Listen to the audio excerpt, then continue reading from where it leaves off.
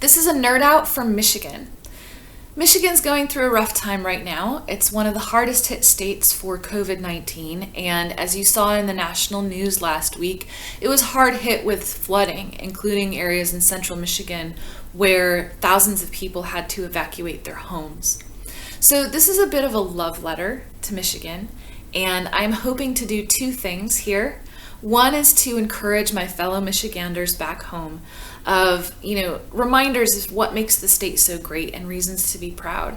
And two, to encourage non-Michiganders to visit the state once travel becomes safe again. So to start, I want to say that one of my favorite things about Michigan is its natural beauty. Michigan has the longest freshwater shoreline in the world. And when you remember that 4 of the 5 Great Lakes border Michigan, that might not come as a surprise. But what you may not know is that with all of the inland lakes and rivers, you are never more than 6 miles away from a natural water source. The number one place that I would recommend you visit if you come to the state for natural beauty is Sleeping Bear Dunes National Lakeshore, which the readers of USA Today voted the most beautiful place in America a few years ago. Another place I would recommend, even though it is more touristy, is Mackinac Island. It's touristy for a reason, right? There's a novelty there in the fact that there are no cars allowed on the island. So your only means of transportation are a horse-drawn carriage, which people find, very romantic, or walking or biking. Once you get past the main street where all the tourist shops are, where you can buy delicious Mackinac Island fudge, once you get past that, then the rest of the island really is just nature, and there's a lot better chance to sort of get lost in that nature. I would recommend renting a bicycle and circumnavigating the island. It's only about 8 miles, so it's really doable, and if you are wanting, more exercise, you can circumnavigate it more than once.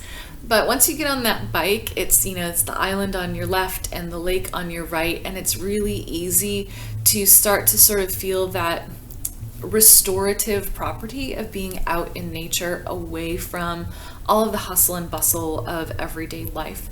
There's no noise pollution or air pollution because there aren't any cars, and it really is, whenever I go, a chance to get away from the modern noise. Now, if you are an outdoor enthusiast, then you really should go to the Upper Peninsula. There are waterfalls and mountains, lots of forests, great opportunities for hiking and camping and all sorts of outdoor activities. So the Upper Peninsula is really where it's at for a lot of natural beauty and a lot of getting away from it all. Now, speaking of Michigan's natural beauty, I think that a part of Michigan's natural beauty is the fact that so much of Michigan is rural and agricultural. Once you get outside a few of the major cities, and we don't have any cities that are 1 million people or more, they're all under 1 million people. Once you get outside of those, it really is just a series and series of small towns and farmland. And one of the things that you may not know about Michigan is that it's the second most diverse state in the country in terms of agriculture.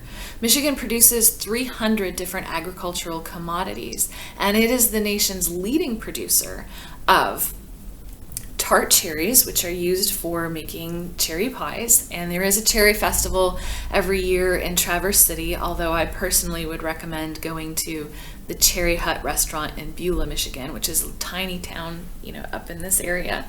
They have a small shop as well where you can get lots of different cherry products that are a little cheaper than what you would find in Traverse City. But if you're into a festival atmosphere, then certainly check out the Traverse City Cherry Festival. Michigan also is the leading producer for pickling cucumbers, and who doesn't love pickles on their burgers and their sandwiches, or just to eat when you need a good snack in the middle of the night? It's the leading producer of potatoes used for potato chips. So while Idaho might be the first place that you think of when you think of potato production, whenever you're breaking into a bag of Lay's potato chips, chances are those chips came from Michigan. We're also the number one producer of asparagus, different types of dry beans, squash, and if you're going to have breakfast at McDonald's east of the Mississippi, all of those eggs came from Michigan. So if you visit Michigan in the summer, I highly recommend that you find yourself a local farmer's market and buy some fresh produce at an incredibly affordable price and from friendly faces. But it's not just, the nature that Michigan has to offer. Michigan has a lot of things to be proud of, including a lot of firsts. So Michigan was the first place where we used phone numbers. It was the first place, and this probably shouldn't come as a surprise to you given that Detroit is the Motor City. It should not surprise you that Michigan is where we had the first traffic lights, the first paved streets, and the first painted lines on roads. But Michigan also has a lot of firsts related to education. It has a long history of being sort of progressive in terms of educational ideas. Michigan is the first state to provide for public libraries in its constitution. It is the first state to guarantee all children get a free public education through high school. The University of Michigan was the very first university established by any of the states, and Michigan State was the first land-grant university. So there's a lot to be proud of in Michigan in terms of its views on education.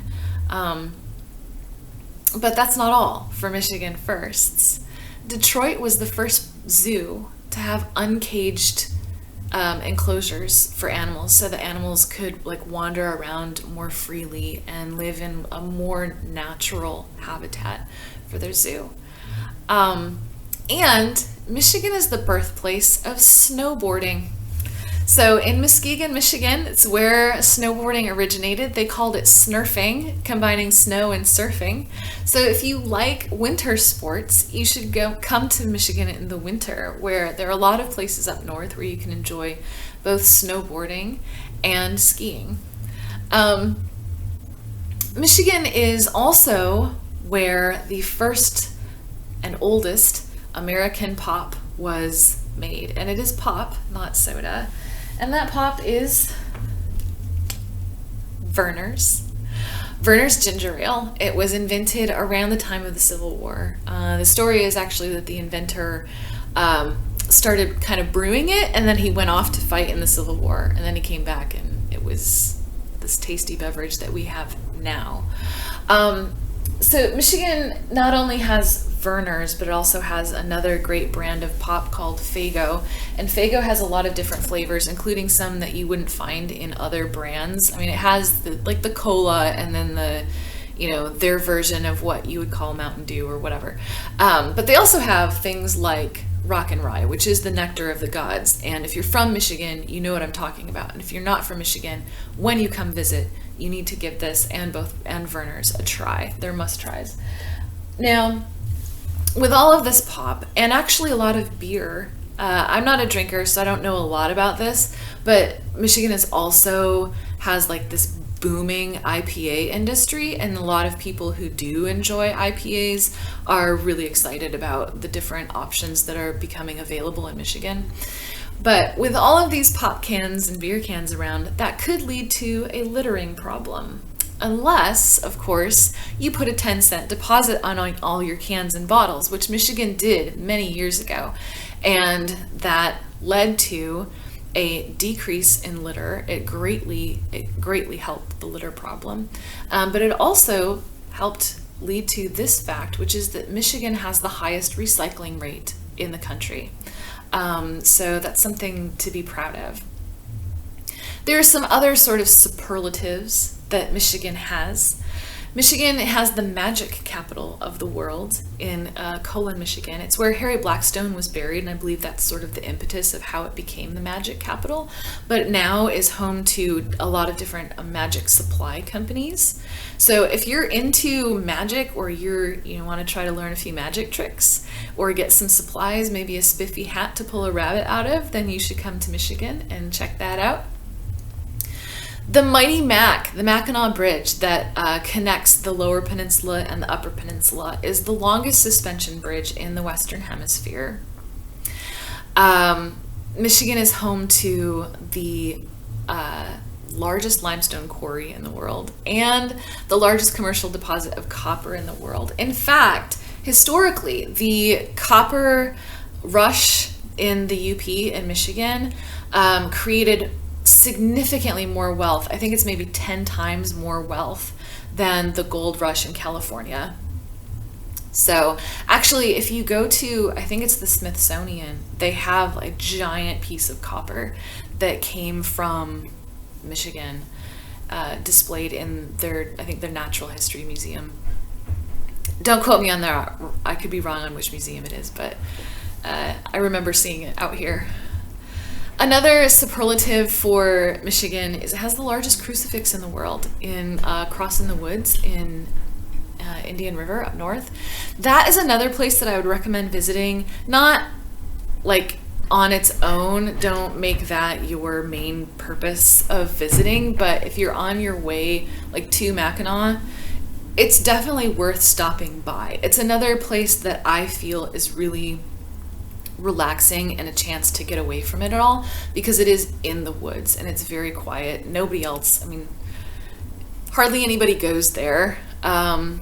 And so you usually can go and you can find a place and wander off and be completely alone in nature and spend some time in contemplation.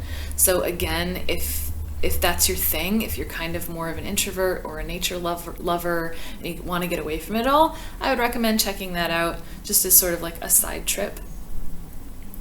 And Michigan has the most lighthouses of any state. And I know that a lot of people really like lighthouses. That sort of goes back to the beauty of nature. Even though a lighthouse itself obviously is not nature, it's sitting there on the beach by the lake, and a lot of people like that aesthetic, right? You can find a lot of pictures, calendars, puzzles that feature lighthouses because people just love the way that they look, situated again next to the lake and the shore. And so if that's something that interests you or excites you, then Michigan ought to be at the top of your list of places to travel, because you can check out a lot of different lighthouses in a short amount of time. So those are some superlatives about Michigan, and I haven't covered all of them. But I want to talk a little bit about some of the inventions that came from Michigan, and another reason to be proud, and another reason to, even if you're not from Michigan, to thank Michigan for producing the people who did these things or created these things. So we already talked about traffic lights, right? But we also are the home of the hospital bed, synthetic penicillin, the idea of sort of standardized medicine. So the company, I think, that later became Pfizer is the one that came up with the idea that, we should have some over-the-counter medicines that are produced uniformly, so that you don't have to go to your doctor and he's like mixing up a cough syrup for you, and you never know if he's getting the ratio right each time. But instead, that when you pick up, for example, today, a bottle of Robitussin, that every bottle of Robitussin contains the exact same ingredients in the exact same ratio, and that it's like been checked out and it's safe. So that whole concept that originated in Michigan. Michigan is also where baby food was invented. So Gerber originated in Fremont, Michigan. Their headquarters are no longer in Michigan, but they're the first baby food. And the idea of having that processed and being able to go to the store and buy that instead of making your own. You can thank Michigan for that. If you enjoy play-by-play sports, that was invented in Detroit. Detroit radio stations were the first to do play-by-play sports announcements on their radio stations. Michigan is also where techno music was invented. I don't know how you feel about techno music, but certainly it is it's there. And if you like to dance, if you like to go clubbing, then you can thank Michigan for having that like music to dance to. Speaking of music, obviously everybody knows about Motown, right? And that so many musicians, and not just Motown musicians, but also rock and clearly techno, but a lot of different genres of music and musicians have come from Michigan. So I'll name a few. It's not going to be even nearly comprehensive. There are so many famous musicians from Michigan, but Madonna, Iggy Pop, Smokey Robinson, Eminem, Bob Seger. Like, there's way too many to name. But Detroit certainly, obviously, especially with Motown. But it's also continues to be a flourishing music scene. I mean, you have rock musicians like Jack White, and the White Stripes and the Raconteurs and whatever project Jack White is up to now. And recently, Greta Van Fleet from Frankenmuth, which brings me to another place that I would recommend you visit if you are not from Michigan and you're looking for fun places to go. So Frankenmuth, Michigan is this little town that's Bavarian themed. Like, a lot of their architecture in the downtown area is made to resemble a town in Bavaria. And there are two restaurants in Frankenmuth that they both serve chicken dinners, Zender's and Bavarian Inn. They're owned by the same family, and they are actually two of the most successful restaurants in the country. So I would check one of those out for a good meal. But Frankenmuth is also home to Bronner's Christmas Wonderland store, which is, I believe, the largest Christmas store in the world. It's open 363 days a year, I think, and it has anything you could possibly imagine that you would want or didn't even realize that you wanted for Christmas. So if you're planning on maybe getting your optometrist a Christmas ornament, you can find an optometrist themed Christmas ornament in Bronner's, right? So whatever ornament you could possibly imagine you might want to get for whoever on your list, you can find there. So speaking of Christmas, this is another superlative. Michigan is also home to the longest running Santa Claus school in the world. It's in Midland, Michigan. I looked up their website. It's the Charles W. Howard Santa Claus School if you're actually interested in becoming a Santa Claus. And why wouldn't you? Because who doesn't love to spread Christmas cheer? I looked on their website. It looks like it's only like a weekend course, so it's very doable. Check it out if that floats your boat. But just another little quirky fact about Michigan.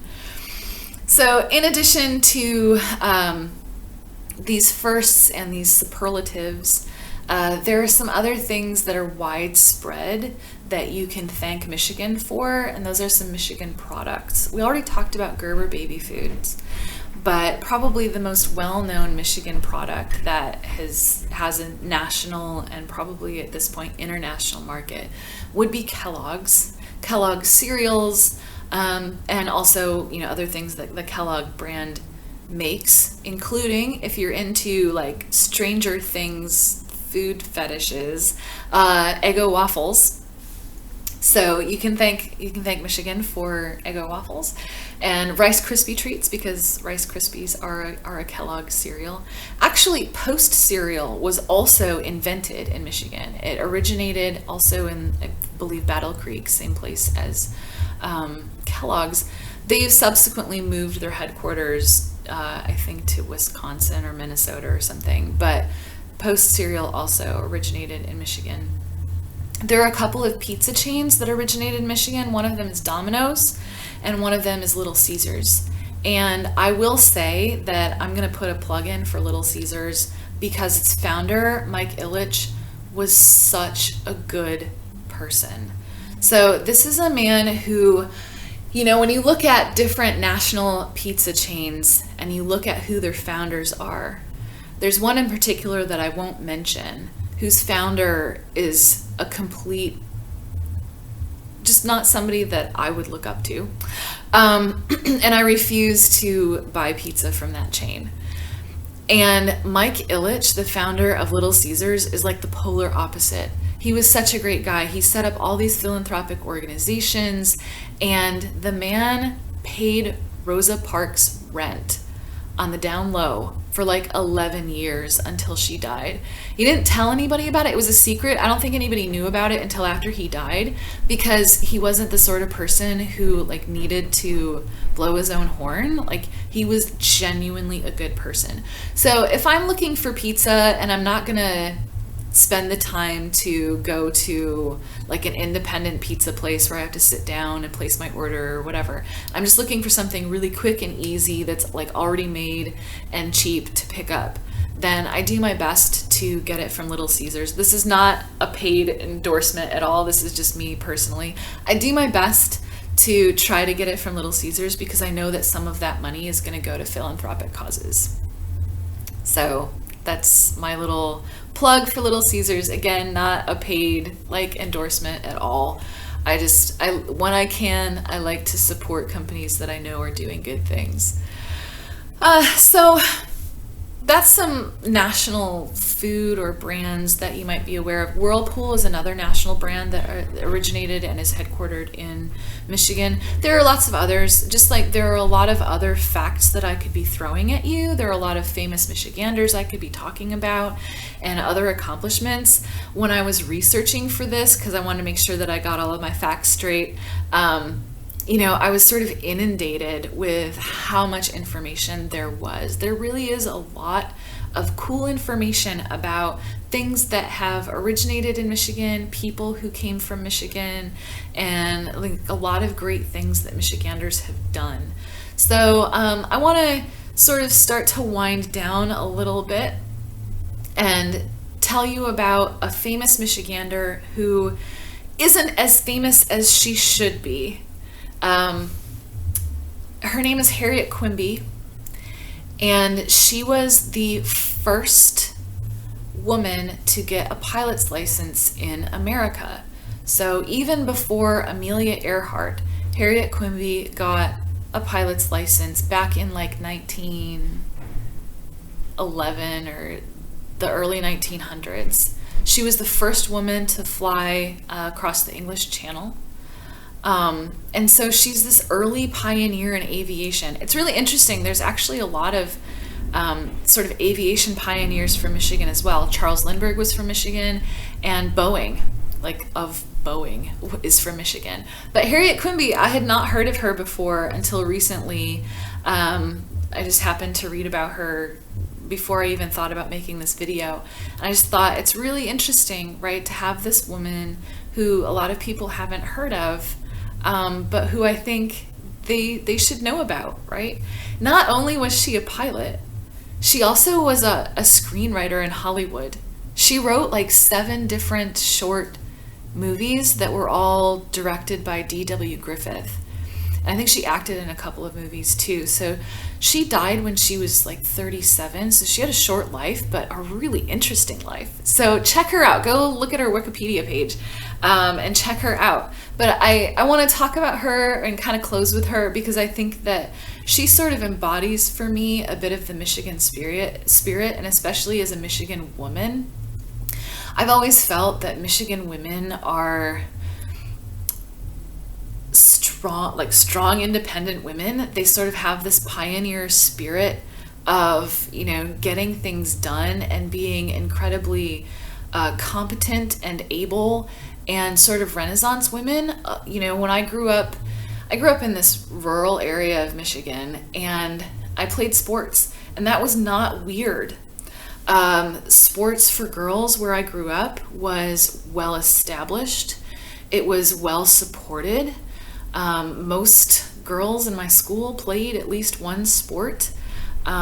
People came to girls' sporting events. Sometimes they were better attended than the boys' teams were. And it wasn't until I went off to college and I was playing Ultimate Frisbee with some guys from the dorm that I found out that girls playing sports at the time was still kind of weird, or like not, people weren't used to it.